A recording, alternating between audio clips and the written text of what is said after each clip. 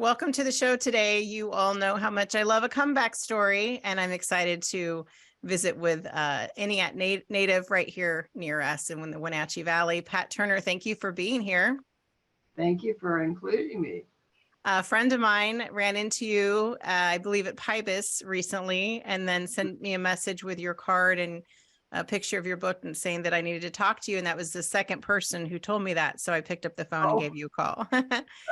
Wow, two people. Yeah, so far, just in the 1 week or 2 weeks time. So, but thank you for being here. We're going to talk about your story and your new book called Uphill Skiing. And just your story is one of true inspiration. And I love telling comeback stories on this show. So yours is definitely one of them. I'm looking forward to talking with you. Good. Okay, let's get started. So you grew up in Entiat and you were already an athlete and a snow skier. So tell us what happened in high school that changed really everything and the trajectory of your life. Okay, well, yes, I grew up in Entiat, and my parents were third generation in the home that I was raised in. So I have really deep roots up the valley. But as as a high school senior, 2 days before Christmas, I was in a car wreck. And here in Wenatchee, in front of the state highway department, and I was with some friends. We had just gotten out for Christmas vacation from school, and snowing, a lot of snow that year. And coming home, we did not see a snowplow, and we ran into the back of it.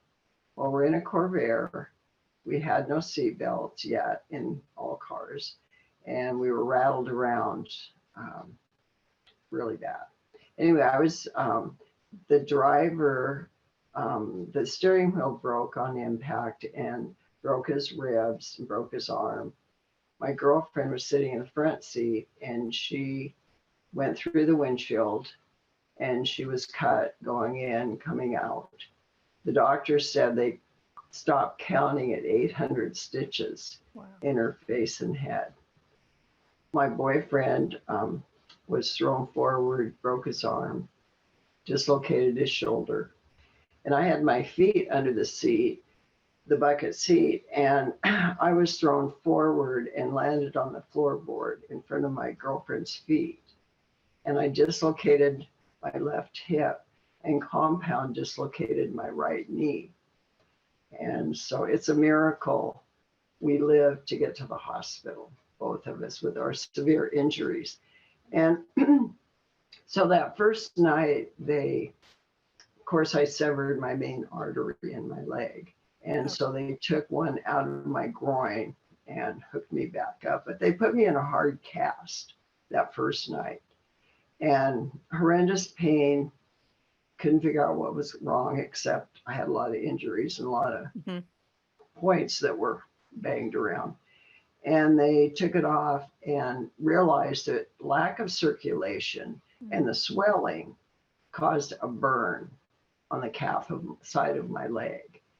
And the 13th surgery, I went in to debride that burn. They found gangrene. Oh. So that was it. So your leg wasn't severed in the accident. It was the infection that led to the loss of your leg. Correct. Yes. Yeah. You know, this story isn't, I hear it all the time about people saying, and I guess people have different opinions on it. And I don't usually give opinions on the show, but I'm going to give it. But this is one of those stories that explains why we have seatbelts now. You know, people say, oh, we didn't have seatbelts. Well, enough people got in accidents like yours that made it obvious and warranted seatbelts. Well, and considering the time and medical knowledge, right. I think A, it wouldn't happen today. And B, if it did happen, they would probably have given me a new knee. Right. And just been done with it. Right. When I was teaching school, I talked to kids a lot and had my inspirational talk with pictures of activities that I did. And I just tell them that, you know, I was such an advocate for seatbelts. So that was my mission. I feel like there are people that we meet along the way, and I hope that you had that impact on your students about seatbelts. I remember when I was in college in Houston, I was a nanny for a diagnostic radiologist, and it was in 1992 or something. And so we had this great big screen in our house. I was a live-in nanny. I had my own place there, and it had this great big old, kind of, I think about it now as huge, and he'd get the diagnostics coming in. And so Wow. remember, my late husband and I had just bought bicycles, and we had brought them there, and we were showing him our new bike, and his daughters were there riding our bikes. And he said, if you take nothing else from your time with our family, always wear a helmet. And he'd shown us different things that had come through, people on a bicycle that just barely fell over going a couple, just barely moving their bikes, but hit their head just right and shattered their skull or something. So I think that's true. That has stayed with me. And I always wear a helmet, and I always made my son wear a helmet. And I'm guessing that you impacted your students as well with your story. Oh, I think so, because I made them promise. I made them raise their hand and promise. And I usually got 100% by the time I was nagging them. Yeah, you might have saved some lives. You never know. Yeah. But I also told them that was important, that if something ever happens to you like this, heaven forbid, you will be okay. Yeah. You can come out of it. Mm-hmm. Yeah, let's take a break and let's come back and start to talk about your comeback after this accident, and how you managed to rebuild your life and include some of the things you loved all along, just in a new way. Okay. We're talking with Pat Turner. The title of the book is Uphill Skiing. We'll be back in just a moment.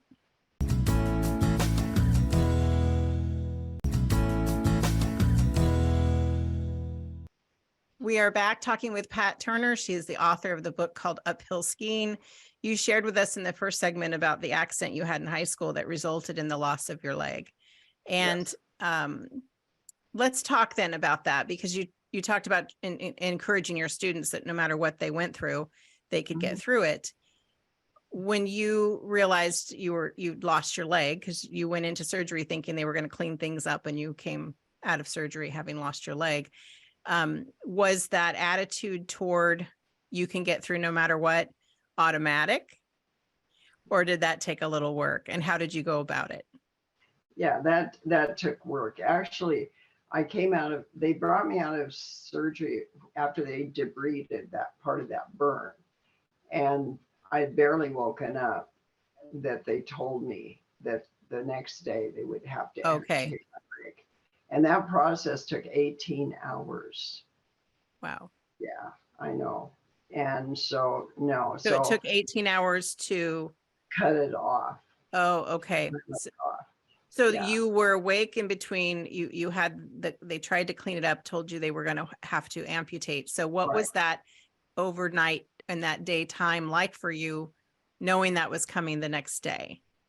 I was so sick from the gangrene that I was afraid I was going to die, and I was afraid I wouldn't. Oh, I was to the point I didn't care. I went into the hospital at 175 pounds. I came out 3 months later at 113. Wow. Yeah. Wow. There was just, between the heavy drugs and medications and all of that. Even that would have gone differently today. Oh my, yes. Oh yeah. You're a testament to the medical advances. So then when you were a skier before, you were athletic before, you were in high school. What was it the turning point for you that started to make you feel like there are some things I want to keep in my life, and skiing is one of them? Right. But there was a little bit before that. In that I had no goals. I had a boyfriend. I probably would get married and have kids and live happily ever after. Well, 3 months in the hospital. Well, then I had a school counselor tell me not to worry about college. I wasn't smart enough. So it's like, okay, fine, I'll get married. Well, 3 months in the hospital, losing 98% of control. I decided I was going to college. Hmm. That was my goal. I didn't have a TV. The phone was always out of my reach. My girlfriend brought me a goldfish, and I watched that goldfish. But then I wondered if that was my life, Mm-hmm. going around and around and up and down and going nowhere. But So you that wanted was my, more. You wanted more. I did. I did. I wanted more. And so I just persevered those 3 months and finally got, a testament to high school basketball. Our team won district and they were going to state. I wanted to go. And the doctors collectively said no. Well, Mm. my vital signs, I went to depression Oh. and my vital signs started going down. They said, okay, go with your parents, take your antibiotics and rest. Okay, great. I'm out of here. So it was a high school basketball team that got me out of the hospital. Right. Yeah, and I was able to heal enough to act and get a prosthesis, and I walked graduation. Wow. I was able to do that. I've But done a then, story about a young man who has invented these incredible, they're called true limbs. And I think back to the years that you must have been using the prosthetics and how much that has changed, yeah, comfort and functionality and all of right. those things. And I'd imagine that was a big adjustment for you too. Yes, yes, it was. Just the fitting of it. Had to go to Seattle. We didn't have a Right. prosthetic Of course.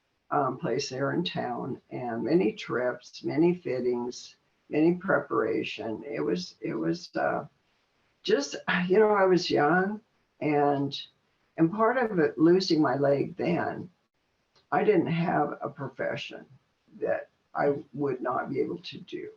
So everything was wide open to what the possibilities were. I didn't think that I wouldn't work, but I just didn't know what I'd do.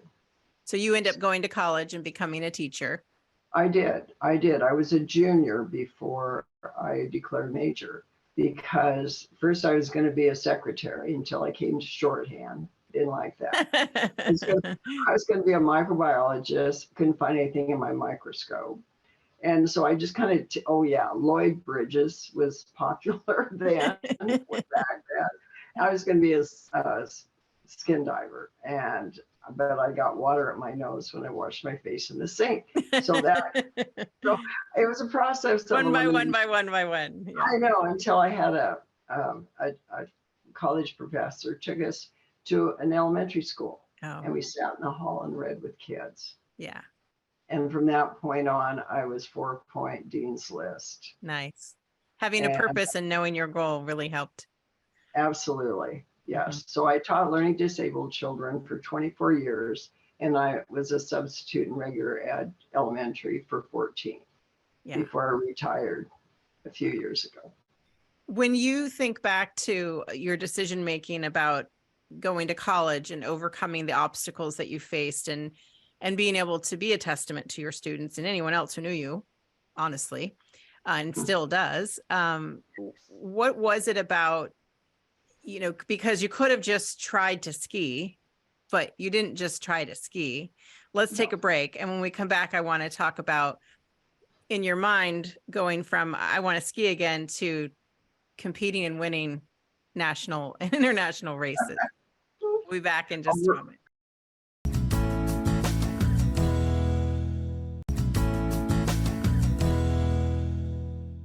So Pat, you were talking with us about choosing to go on to college, even though a teacher at some point had told you you weren't smart enough. Imagine that as a teacher yourself, ever telling a student that. Unimaginable. You went on to college, became a teacher. And I want to talk specifically about skiing, because to make the decision to learn to ski after your leg was amputated is one thing. But to make the decision to compete nationally and internationally and then win, we see that in athletics today. but I don't think there was much of that happening back then. So you didn't have a source of inspiration necessarily. You were creating that inspiration and carving that out for yourself in your own life. And so what was the catalyst for that? And what made you decide to go, well, from learning to ski with one limb to then going on to compete? I actually was skiing before I was walking in my prosthesis. And it's all because of a friend that I had taken lessons from on two legs. And his name is Otto Ross. Mm-hmm. He's local. And actually, he just turned 97 Friday. I read that And he still teaches. He does. He lessons. does. That's amazing. Yeah, he's amazing. Anyway, he came to my folks and said, does she want to learn to ski again? He'd never taught anybody. And they said, well, I don't know, ask her. And I didn't even hesitate. And I go, oh, sure. Yes. And so he got the manual from Mount Hood Flying Outriggers Ski Club, stuck it in his parking, way to the rope tow we went. And the first time I fell, which was pretty soon, straight away. Yeah, he's getting the manual out. I mean, it's a big manual, and I've still got it. And so I'm thinking, okay, how can I? And I was up before he told me how to get up. And he said, no, you sit back down. I haven't told you how to get up yet. And so that was just the mood of the whole experience. Right. So we graduated from the rope tow, which I worked really hard to do, to the chairlift, and then thought we were ready for the top of the mountain because Mission only had those chair 1 and chair 2. Back then. Well, I freaked out. It was too soon. And it took us 4 hours to get down. Yeah. But I did it, went back to the rope tow, and I became a much better skier on one leg than I ever was on two. So I learned to ski 1 year. I actually worked for Mission Ridge and taught skiing the next year. And the way I did that, we had a cadet program where young high school kids would train to be ski instructors, and I would get the cream of the crop. And they would show my two-legged skiers what I wanted them to do. Oh, gotcha. Yeah. So that was a lot of fun. I had a group of fourth graders, boys, and we were going to do moguls. So we go to Hot Dog Hill, and I'm explaining where to do it, make the turn and stuff. And one of them takes off, and they all take off, and then we've got a yard sale. We've got bodies everywhere, and poles and skis. And so we get down to the bottom. I said, okay, are you guys ready to listen to me? And, yeah, we are. So we go back up and do it again. But it was just and you would show them that you had that you had a prosthetic leg, and they probably thought that, or did you not show them? Mm-hmm. No, you just did. That wasn't an issue. Yeah. I mean, I'm sure they wondered when they saw who their instructor was. Right. But it really, in the beginning, that first year saved my emotional life. Right. I didn't have aspirations of racing, but being connected with Mount Hood and their equipment, then I raced there, and then I raced in New Zealand, and that was my international medal. Well, so I'd imagine that the things that you did, that you accomplished along the way, including learn to ski, just were just further propelled you to do things you thought you couldn't do. Yeah. Or that you wanted to at least try to do. Yeah, exactly. I don't remember. I was young, and I didn't think there was anything I couldn't do. Right. Yeah. And so skiing, snow skiing was the start of it. Water skiing was the next sport. Yeah, I've never been able to water ski. I took one real big dump in 8th grade, and big fall, and it scared me from then on. Oh yeah. Well, I could never get up on slalom with two legs. I mean, the determination is just different. Yeah. But once I drank half a Lake Entiat, then I got the timing, and I succeeded. Yeah. And it's like everything that I wanted to do, except when it came to writing this book. Mm-hmm. I pulled the plug many times. It took me 10 years. Yeah, I was because wondering about that. It took you a while to probably decide to write it, and then you took oh your my, time writing yeah. it. Hmm. Well, when we would be on vacation, I was always the elephant in the room Hmm. because, and so I did a lot of explain. Oh, you need to write a book. Oh, you need to write a book. Yeah, And it was like, I'm not a writer. I don't yeah. want to write. You need to write a book. Until a friend came along that I met in a watercolor painting class, and we had a 3-hour lunch, and she goes, "Okay, you need to write the book," and that happens to be my publisher now. Oh, wonderful. My friend became my publisher, and That's, she drug and pushed and encouraged me for 10 years. I can't believe she didn't give up on me, yeah. but we got it done this summer. We got it done. Well, And I'm really excited about people getting to read your story and it's, hear your yeah, story. And I know you've been supported immensely locally here. And I yes. wonder, having decided to write the book, what has that taught you about? Well, you listen to the people that know what it takes to write a book. And the first Hmm. thing they told me is you hang out with writers. Hmm. So I joined Right on the River. I went to their conferences. First conference, I didn't know the verbiage. I didn't know what they were talking about. And I just kept mulling through it. And to read the genre that you're writing in. Hmm. And those two things, plus having people that believe in you and believe in your story Yeah. and know that it's a story that will encourage people. Hmm. And that's what it's all about. And, oh yeah, and you decide who your audience is. Yeah. And it's anyone with a challenge, which is everyone. Right.